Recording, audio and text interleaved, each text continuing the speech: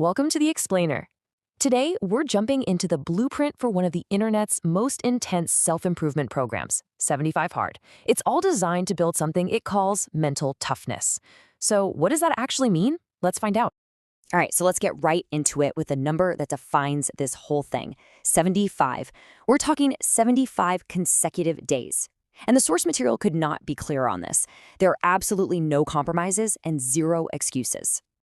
So what is this thing, really? Well, it's super important to get this. The blueprint doesn't frame this as a fitness challenge.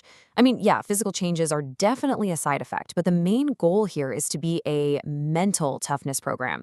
The whole idea is that your mind usually quits way before your body does. So this program is like a boot camp for your willpower to prove to yourself that you can follow through, especially when it gets tough. But here's the kicker. The whole thing hangs on this one single, absolutely non-negotiable rule that changes everything. So picture this. You're on day 74, you're almost there, you've been crushing it, but you're exhausted and you just forget to drink that last glass of water. What happens then? That's right, you go all the way back to day one. There is literally zero room for error. This rule is what makes the program so intense, because it's designed to completely remove your ability to negotiate with yourself. There's no, oh, I'll just do extra tomorrow. It's all about teaching absolute integrity with the promises you make to yourself. Okay, so let's get into the nitty-gritty. What are these 6 daily tasks you have to complete every single day without fail? These are the pillars that hold the entire 75-day challenge up. So, what does it actually take to pull this off? It all comes down to these 6 non-negotiable tasks that you've got to check off the list every single day. Let's break down exactly what each one demands of you, and maybe more importantly, why they're there. First up, your diet. You pick a plan. Could be high protein, vegetarian, whatever works for you. But once you pick it, you're locked in. And there are 2 massive rules: 0 cheat meals and 0 alcohol. This isn't just about what you're eating. The thinking behind this, according to the source material, is that just one cheat meal is a slippery slope. By making it a zero-tolerance policy, you're basically training your brain to stop looking for ways out and to just do the work. All right, next up, the workouts. And this one really shows you the level of commitment we're talking about. It's not 1, but 2 separate 45-minute workouts every day. And here's the real mental test. One of them has to be outside. Doesn't matter if it's raining, snowing, or blazing hot. The whole point is to make you adapt and just get it done, proving that your will is stronger than your desire for comfort. And no, sorry, cleaning the house doesn't count. Pillar number 3 sounds simple, right? But it can be a real challenge to execute. We're talking about drinking 1 full gallon of plain water every single day. That's about 3.7 liters. It seems kind of basic, but it's this constant task humming in the background that you have to pay attention to all day long. Just another little test of your discipline. Okay, next step, you've got to read 10 pages of a nonfiction book that's going to help you grow. And what's really interesting here is the fine print. Audiobooks? Yeah, they don't count. The whole point is to be deliberate about learning a new skill. It's about consciously investing in your knowledge every day, which takes real focus, not like just passively listening to something while you do other stuff.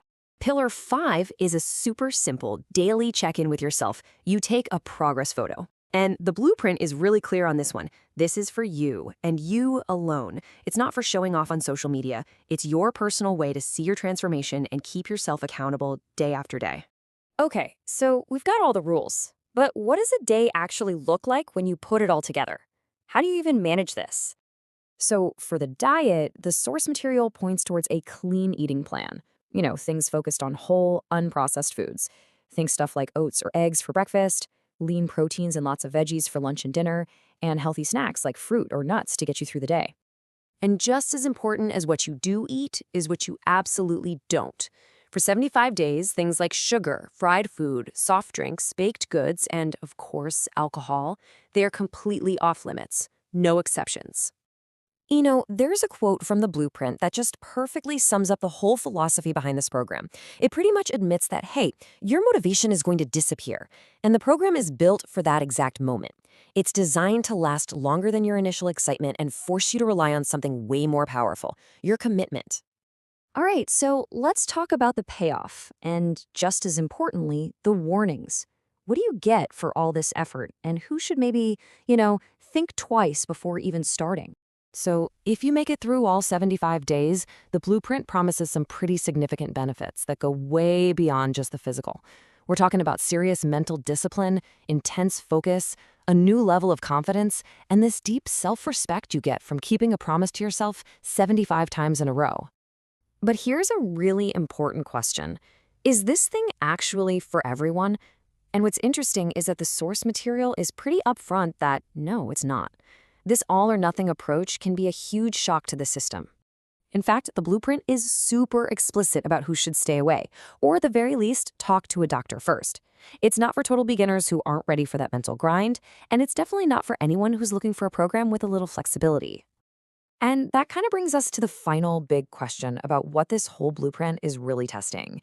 It forces you to look your own limits and your own excuses right in the eye from the very first minute of the first day. So the real question might be, is the challenge actually about finishing the 75 days? Or is it about having the guts to become the person who can start it on day one?